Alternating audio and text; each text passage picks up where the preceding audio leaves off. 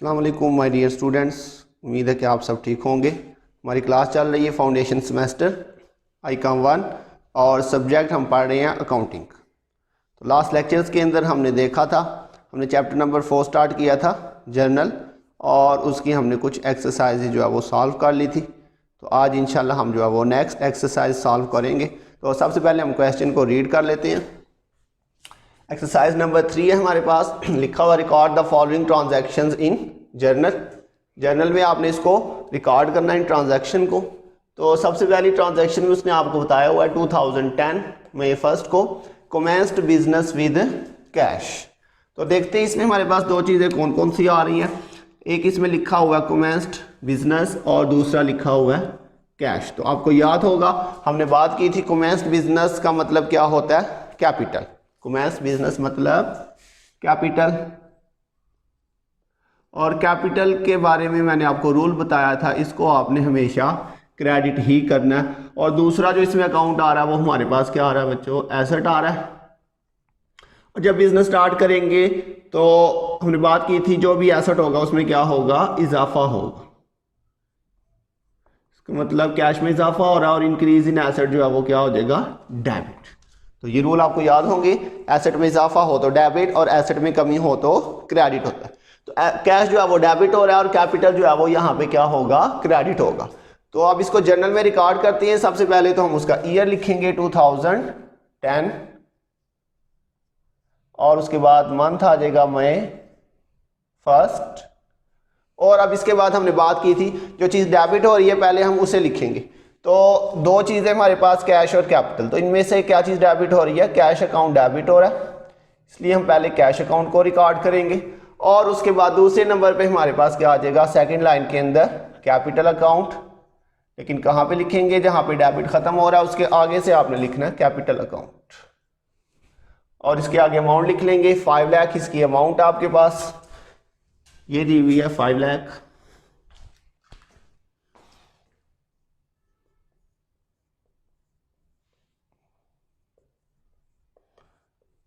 और इसके नीचे हम इसकी नरेशन लिख लेते हैं, स्टार्टेड बिजनेस या कमेंस्ड बिजनेस।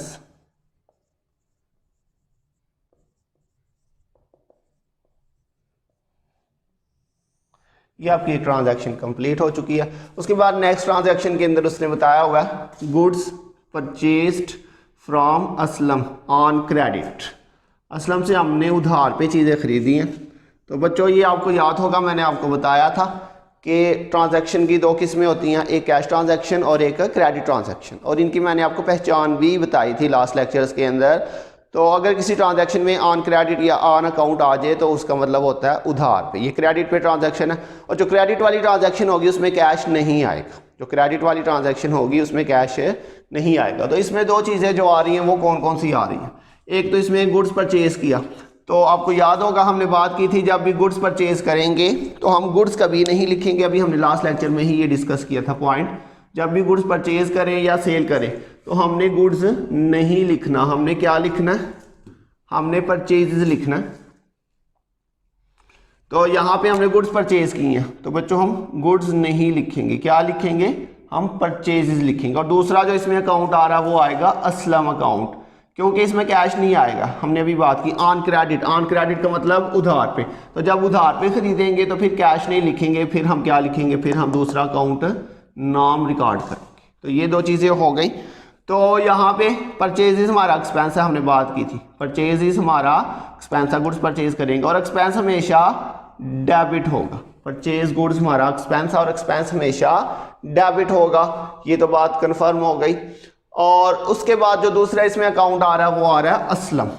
तो बच्चों मैंने आपको जब बेसिक कंसेप्ट पढ़ाए थे वहाँ पे मैंने आपको डेटर्स और क्रेडिटर्स पढ़ाया था। अगर आपको याद हो हमने जब बेसिक कंसेप्ट पढ़े थे तो उसमें हमने डेटर और क्रेडिटर की डेफिनेशन पढ़ी थी। अगर आपको याद नहीं मैं दोबारा से रिवाइज करवा देता हूँ। डेटर कौन होते हैं, वो लोग जिनको हम उधार पे चीज़ें सेल करते हैं उनको हम डेटर कहते हैं। और डेटर हमारा एसेट था, मैंने आपको एसेट्स की जो एग्जाम्पल लिखवाई थी उसमें आपको लिखवाया था। और वो आदमी जिससे हम चीज़ खरीदते हैं उधार पे, वो आदमी जिससे हम उधार पे चीज़ खरीदते हैं उसे हम क्या कहते हैं, क्रेडिटर। और जो क्रेडिटर होता है वो हमारी लाइबिलिटी होती है। क्लियर बच्चों, जिससे उधार पे चीज़ें खरीदेंगे वो हमारा क्या होगा, क्रेडिटर। और क्रेडिटर हमारी लाइबिलिटी होती है। तो यहाँ पे देखिए जी, असलम हमारा डेटर है या क्रेडिटर है? तो असलम हमारा क्रेडिटर है क्योंकि हमने इससे गुड्स परचेज की है। तो जिससे भी हम उधार के ऊपर, ये लिखा हुआ ऑन क्रेडिट, जिससे उधार पे चीज खरीदेंगे वो हमारा क्या होगा? क्रेडिटर। तो यहाँ पे असलम जो है ये हमारा क्या है? क्रेडिटर है। और क्रेडिटर हमारी क्या होती है? लाइबिलिटी। क्लियर बच्चों? अब मुझे बताएं, जब हम उधार पे चीज खरीदेंगे तो हमारी लाइबिलिटी में इजाफा होगा या कमी होगी? तो जब उधार पे चीज खरीदेंगे तो हमारी लाइबिलिटी में इजाफा होगा। जब भी उधार पे चीज खरीदेंगे तो लाइबिलिटी में क्या होगा? इजाफा हो जाएगा। तो अब इसका रूल अप्लाई कर दे। लाइबिलिटी का आपको रूल याद होगा। लाइबिलिटी का रूल था, लाइबिलिटी में इजाफा हो तो क्रेडिट करेंगे और कमी हो तो डेबिट करेंगे। तो ये आपके लिए थोड़ी सी नई ट्रांजैक्शन थी, तो इसको जरा ध्यान से समझिएगा। एक दफा कर लेंगे तो फिर नेक्स्ट जो है वो आपके लिए इजी होगी। ये वाली बात तो सिंपल हो गई। गुड्स परचेज करेंगे तो गुड्स नहीं लिखेंगे, परचेजेस लिखेंगे। और परचेज गुड्स हमारा एक्सपेंस है और एक्सपेंस हमेशा डेबिट होता है। जिस आदमी से उधार पे चीज खरीदेंगे वो हमारा क्या होता है? क्रेडिटर। और क्रेडिटर हमारी क्या होती है? लाइबिलिटी होती है। तो यहाँ पे हमने उधार पे चीज खरीदी है, तो जब भी उधार पे चीज खरीदेंगे तो हमारी लाइबिलिटी जो है, हमारा कर्जा जो है उसमें इजाफा होगा। और रूल अप्लाई करें, लाइबिलिटी इंक्रीज होगी तो वो क्रेडिट होगा। अब इसको रिकॉर्ड करते हैं।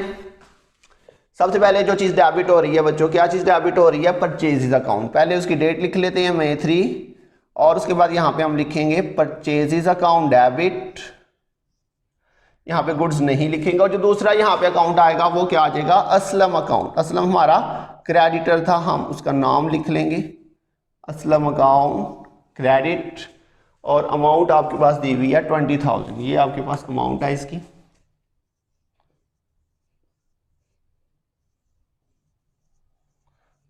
यहाँ पे अगर नाम ना दिया होता तो हम क्रेडिटर लिख लेते। नाम अगर ना दिया होता तो हम क्या लिख लेते? क्रेडिटर। तो ये आ जाएगा परचेज्ड गुड्स ऑन क्रेडिट। जी बच्चों, उसके बाद नेक्स्ट ट्रांजैक्शन है परचेज गुड्स।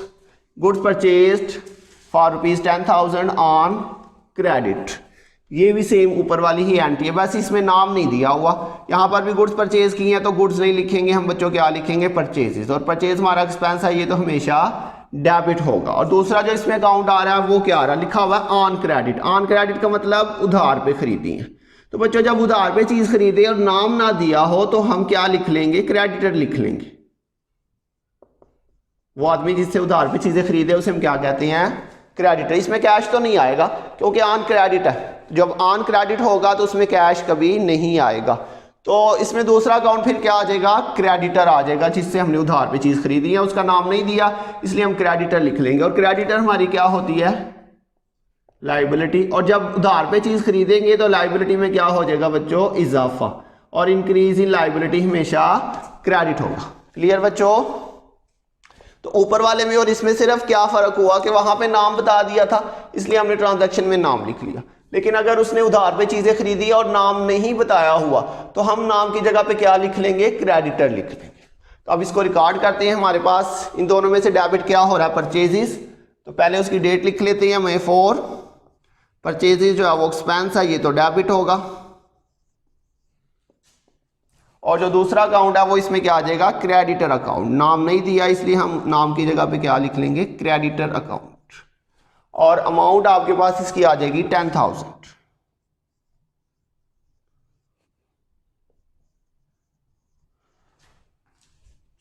नरेशन आ जाएगी purchased goods on credit.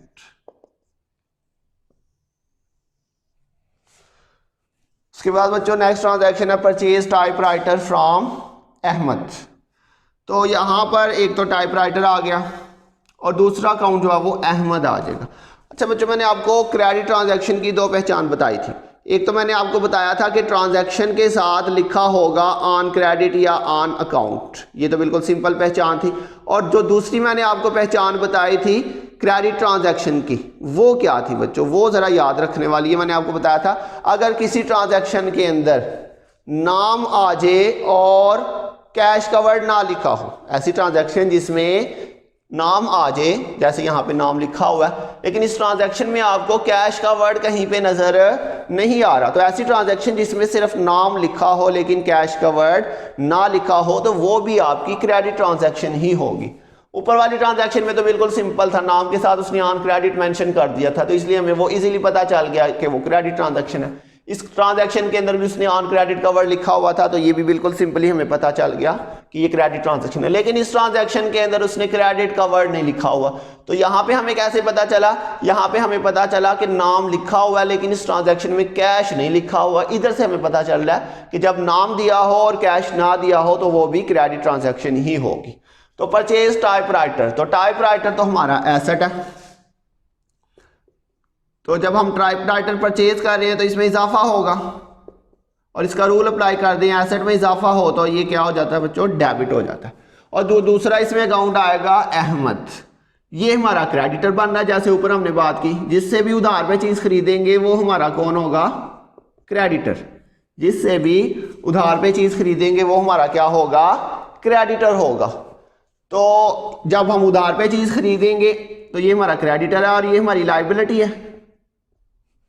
Creditor हमारी क्या होती है? लायबिलिटी। तो जब भी उधार पे चीज परचेज करेंगे तो हमारी लायबिलिटी में क्या होगा? इजाफा होगा, और इंक्रीज इन लायबिलिटी क्रेडिट हो जाएगा। जब भी किसी से उधार पे चीज खरीदेंगे तो वो हमारा क्रेडिटर होगा और वो हमारी लायबिलिटी होगी। और लायबिलिटी में क्या होगा? जब उधार पे चीज खरीदेंगे तो इजाफा होगा, और इंक्रीज इन लायबिलिटी क्रेडिट होता है। तो अब इन दोनों में से क्या चीज डेबिट हो रही है? टाइपराइटर हमारा डेबिट हो रहा है, मैं 5 को, तो टाइपराइटर डेबिट हो जाएगा पहले नंबर पे। यहाँ पे लिखेंगे टाइपराइटर अकाउंट डेबिट, और जो दूसरा अकाउंट इसमें आ रहा है वो अहमद अकाउंट आ जाएगा, अहमद अकाउंट क्रेडिट, और आपके पास अमाउंट दी हुई है 20,000।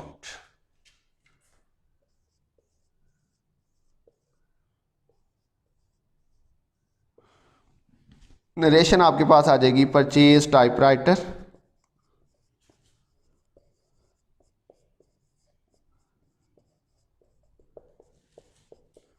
On credit. यहाँ पे उसने ऑन क्रेडिट लिखा नहीं हुआ, लेकिन हमें पता है कि ये क्रेडिट पे है, इसलिए हमने लिख दिया आगे ऑन क्रेडिट। उसके बाद नेक्स्ट आपके पास बच्चों कैश सेल। तो इसमें दो चीज़ें कौन सी आ रही हैं? कि कैश आ रहा है और दूसरा सेल आ रहा है। आपको याद है हमने बात की थी, सेल का वर्ड हम कब यूज़ करते हैं? जब हम गुड सेल करते हैं तो हम उसे सेल कहते हैं। तो यहाँ पे सेल लिखा हुआ है सिंपली, तो इसका मतलब यही है कि हमने गुड सेल की हुई है। और जब हम गुड सेल करते हैं तो हम सिर्फ सेल रिकॉर्ड करते हैं, गुड्स को रिकॉर्ड नहीं करते। तो यहाँ पे बिल्कुल सिंपली हमारे पास दो चीज़ें हैं, कैश सेल, मतलब हमने सेल किया कैश के ऊपर। तो कैश हमारा एसेट है और सेल हमारी इनकम है, और इनकम के लिए आपको रूल याद होगा, इनकम को हमने हमेशा क्रेडिट ही करना है। तो यहाँ पे दूसरा जो अकाउंट है वो कैश है। तो कैश में मुझे बताएं इजाफा होगा या कमी? जब चीज़ें सेल करेंगे तो कैश रिसीव हो रहा है, तो जब कैश रिसीव हो रहा है इसका मतलब इसमें क्या हो रहा है? इजाफा हो रहा है। और इंक्रीज इन एसेट को क्या करेंगे? डेबिट करेंगे। तो इसका मतलब कैश इसमें डेबिट होगा और सेल हमारी इनकम है, और इनकम हमेशा क्रेडिट होगी। तो सबसे पहले हम इसकी डेट रिकॉर्ड करते हैं, May 10। कैश अकाउंट डेबिट हो रहा है इसलिए हम कैश को पहले नंबर पे लिखेंगे, कैश अकाउंट डेबिट, और दूसरे नंबर पे हमारे पास जो अकाउंट आएगा वो आ जाएगा सेल्स अकाउंट। अमाउंट आपके पास आ जाएगी 12,000।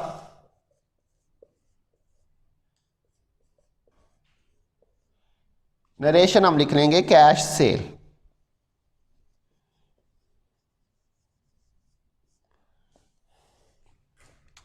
उसके बाद नेक्स्ट हमारे पास जो ट्रांजैक्शन है वो है जी कैश परचेजेस।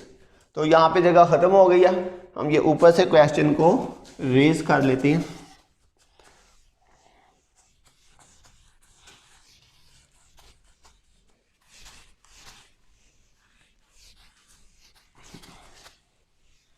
यहाँ पे हम इसका टेबल बना लेते हैं।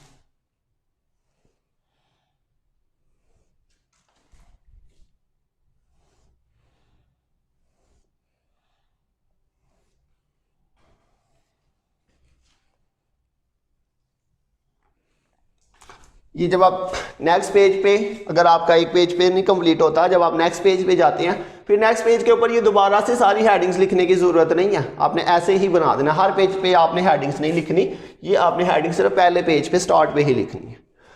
जी बच्चों, हमारे पास नेक्स्ट जो डेट है वो आ रही है May 12। सबसे पहले हम उसकी डेट लिख लेते हैं, May 12। उसके बाद हमारे पास आ रहा है जी कैश परचेज। जैसे हमने अभी कैश सेल की बात की, तो इसमें दो चीज़ें कौन सी आ रही हैं, कैश और दूसरा परचेजेस।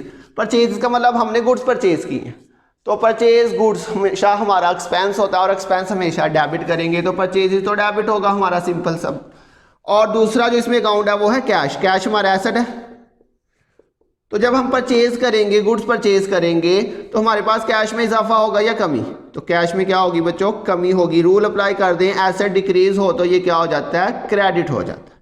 अब इसको रिकॉर्ड करते हैं, हमारे पास परचेजेज अकाउंट इसमें डेबिट हो रहा है, इसलिए हम पहले नंबर पे क्या लिख लेंगे, परचेजेज अकाउंट डेबिट, और दूसरे नंबर पे हमारे पास आएगा कैश। कैश चूंकि क्रेडिट हो रहा है इसलिए हम सेकंड लाइन में लिखेंगे कैश अकाउंट। अमाउंट आपके पास दी हुई है 8000, और इसकी नीचे नरेशन लिख लेते हैं, कैश परचेजेस।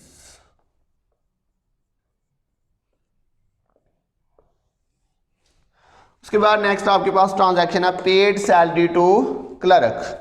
तो एक तो इसमें आपके पास अकाउंट जो आ रहा है वो सैलरी आ रहा है, और जो दूसरा अकाउंट है वो इसमें कैश आएगा, क्योंकि यहाँ पे लिखा हुआ है पेड। तो याद रखिए, जब भी पेड का वर्ड लिखा हो तो उसका मतलब कैश ही होता है, और सिंपल सी बात है, सैलरी जब हम पे करेंगे तो क्या पे करेंगे, कैश पे करेंगे। यहाँ पे बच्चे गलती कर जाते हैं, बच्चे कहते हैं एक सैलरी आ रही है और दूसरा क्लर्क आ रहा है, हालांकि क्लर्क जो है वो हमारा कोई अकाउंट नहीं है, हमने पेड सैलरी की है। सैलरी हमारा एक्सपेंस है, और पेड का मतलब इसमें जो दूसरा अकाउंट है वो क्या होगा, कैश होगा, जो कि यहाँ पे लिखा नहीं है। तो पेड जब भी आए उसका मतलब कैश ही होगा। तो सैलरी हमारा एक्सपेंस है, और एक्सपेंस हमेशा डेबिट होगा। कैश हमारा एसेट है, तो जब हम कैश पे कर रहे हैं, सैलरी पे कर रहे हैं, तो कैश में कमी होगी, और डिक्रीज इन एसेट हमेशा क्रेडिट होगा। जी बच्चों, क्लियर हुआ। सैलरी एक्सपेंस, एक्सपेंस को हमेशा डेबिट करेंगे, और जो दूसरा अकाउंट है वो इसमें पेड लिखा है, पेड का मतलब कैश, और कैश एसेट है, तो जब सैलरी पे करेंगे तो कैश में कमी होगी, रूल अप्लाई कर दे, एसेट में कमी हो तो वो क्रेडिट हो जाता है। तो क्या चीज़ डेबिट हो रही है इसमें, सैलरी अकाउंट डेबिट हो रहा है। डेट है इसकी 15, तो पहले नंबर पर हम लिखेंगे सैलरी अकाउंट डेबिट, और जो दूसरा अकाउंट आएगा वो आपके पास आ जाएगा कैश अकाउंट, ये क्रेडिट हो रहा है। अमाउंट आपके पास है 6000, ये इसकी अमाउंट आ जाएगी। नीचे हम नरेशन लिख लेंगे पेड सैलरी।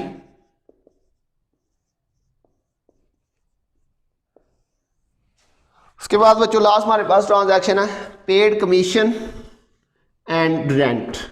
तो इसमें तीन चीजें आ रही हैं, एक तो कमीशन है, एक रेंट है, और एक इसमें पेड लिखा हुआ है। तो पेड का मतलब तो कैश हुआ, तो तीन चीजें आ गई इस ट्रांजैक्शन में, कैश, कमीशन और रेंट। और आपको याद होगा हमने बात की थी, किसी भी ट्रांजैक्शन में कम से कम दो चीजें होंगी, दो से ज्यादा भी हो सकती हैं। तो ये हमारे पास पहली ट्रांजैक्शन आ रही है जिसमें दो से ज्यादा चीजें आ रही हैं। तो बच्चों पेड कमीशन ये भी हमारा एक्सपेंस है, और एक्सपेंस हमेशा डेबिट होगा, और पेड रेंट ये भी हमारा एक्सपेंस है, और ये भी क्या होगा, डेबिट होगा। आपको एक्सपेंसेस की जो एग्जांपल है वो याद होंगी, पेड कमीशन, पेड रेंट। जब हम ये पे करते हैं तो ये हमारे एक्सपेंस होते हैं, और जब ये रिसीव करते हैं तो ये हमारी इनकम होती है। तो कमीशन भी हमारा एक्सपेंस है, वो भी डेबिट होगा, रेंट भी हमारा एक्सपेंस है, वो भी डेबिट होगा। जो दूसरा तीसरा अकाउंट है वो इसमें क्या आ रहा है बच्चों, कैश, और कैश हमारा एसेट है। तो मुझे बताएं, जब हम कमीशन और रेंट पे करेंगे तो कैश में इजाफा होगा या कमी, तो इसमें कमी हो जाएगी। अब रूल अप्लाई कर दें, एसेट डिक्रीज हो रहा है तो ये क्या होगा बच्चों, क्रेडिट। तो अब इसमें दो चीजें डेबिट हो रही हैं, कमीशन भी डेबिट हो रहा है, रेंट भी डेबिट हो रहा है, और कैश जो है वो क्रेडिट हो रहा है। तो जो जो भी चीज डेबिट हो रही है उसे हम पहले लिखेंगे। तो ये हम सबसे पहले, और ये आपने एक ही एंट्री में सारी चीजें रिकॉर्ड कर लेनी है, कमीशन अकाउंट डेबिट,